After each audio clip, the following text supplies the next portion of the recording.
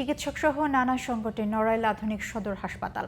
Bed স্বল্পতা ও doctor সংকটে রোগীর চাপ সামাল দিতে হিমশিম খাচ্ছে কর্তৃপক্ষ। এছাড়াও একই ওয়ার্ডে রাখা হয়েছে ডেঙ্গু, ডায়রিয়া, জ্বর, সর্দি, কাশি সহ সব ধরনের রোগীদের। নড়াইল প্রতিনিধি মির্জা মাহমুদ রন্টু রিপোর্ট জানাচ্ছেন আব্দুল মালেক।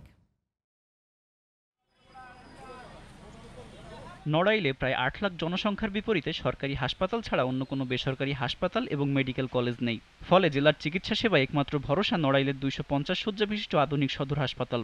তবে হাসপাতালটি কাগজে কলমে ২৫০ শয্যার হলেও বাস্তবে কার্যকর ১০০টি বেড। স্থান সংকুলন না হওয়ায় বাধ্য হয়ে বারান্দায় ও মেঝেতে অস্বাস্থ্যকর পরিবেশে চিকিৎসা নিচ্ছেন রোগীরা। হাসপাতালে ৪০ জন ডাক্তারের পদ থাকলেও কর্মরত মাত্র ১৯ জন।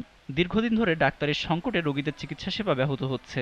একই বিল্ডিংয়ের ভিতরে ডেঙ্গু এবং সাধারণ রোগী চিকিৎসা হইতেছে। এক্ষেত্রে আমরা সুচিকিৎসা কিভাবে পাবো? বরঞ্চ সুচিকিৎসার থেকে আরও অসুস্থ হয়ে আমরা বাড়ি ফিরতে হবে। এখন ডেঙ্গু আর সাধারণ রোগী আমাদের স্বল্পতার কারণে আমাদের এক জায়গায় রাখা হয়েছে, আলাদা কোনো ইউনিট আলাদা করে করা নেই।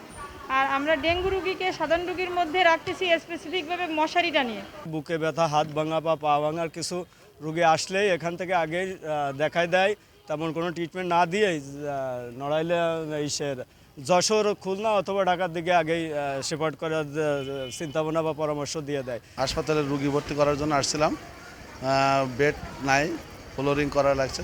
তবে নতুন নির্মাণাধীন ভবনের কাজ শেষ হলে ডাক্তার সহ জনবলের ঘাটতি পূরণ হবে বলে বলছেন হাসপাতাল কর্তৃপক্ষ।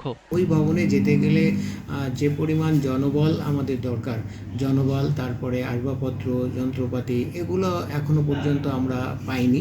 ভবন পূর্ণভাবে বুঝে নেব, তারপরে আমরা এই জনবল এবং অন্যান্য যে লজিস্টিক্স আছে সেগুলোর জন্য আমরা লিখতে পারবো এবং সরকারের থেকে সেই জিনিসগুলো পাওয়ার সাপেক্ষে হয়তো বা ৫-৬ মাসের মধ্যে এটা আমরা চালু করতে পারবো আশা করছি।